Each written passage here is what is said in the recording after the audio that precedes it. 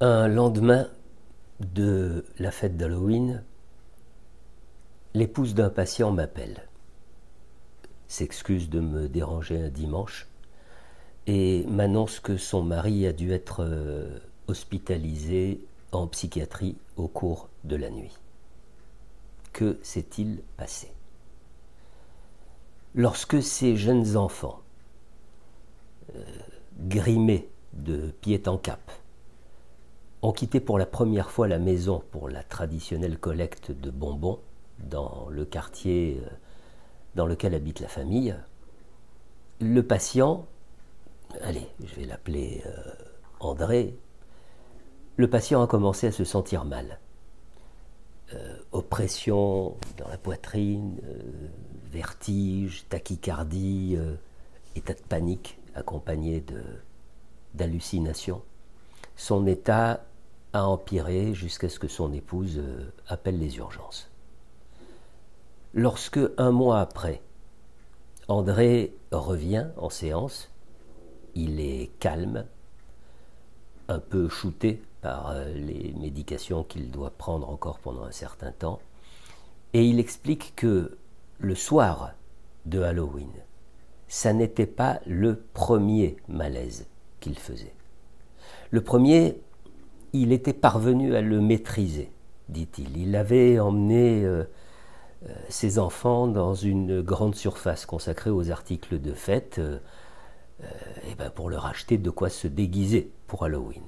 Et à peine entré dans le magasin débordant de masques et d'objets de toutes sortes, évoquant l'esprit de cette fête, il avait été pris de vertige. Il avait laissé ses enfants se promener dans les rayons, tandis que lui restait assis dans un coin. Et il conservait un souvenir très flou de la façon dont leur sortie s'était terminée.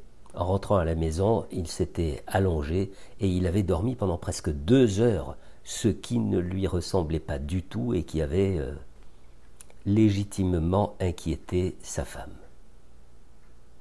Et sur ces mots, André s'effondre. J'avais 9 ans. 9 ans, ça ne devrait jamais arriver des choses pareilles. 9 ans, je rentrais de l'école tout seul, et c'est moi qui ai trouvé mon père.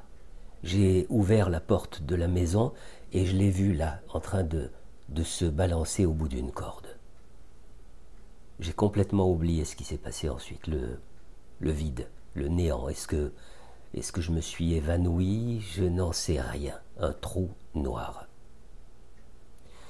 Alors, évidemment, il a fallu du temps.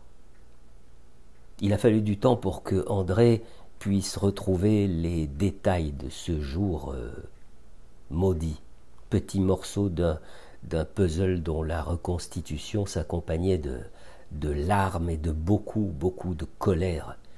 L'incompréhension du geste de son père demeurait après toutes ces années, un geste que même sa mère n'avait pas été capable d'éclairer auprès de son fils.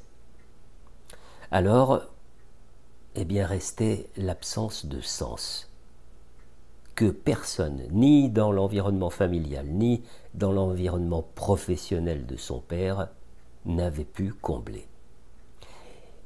Et André, qui au bout de plusieurs mois a se cogné impuissant contre cette absence de sens, André qui en arrive un jour à se heurter à cette autre énigme. Qu'est-ce qui fait que certains se suicident discrètement et que d'autres ont besoin de montrer qu'ils n'en pouvaient plus, au risque de marquer pour la vie un enfant ou un conjoint?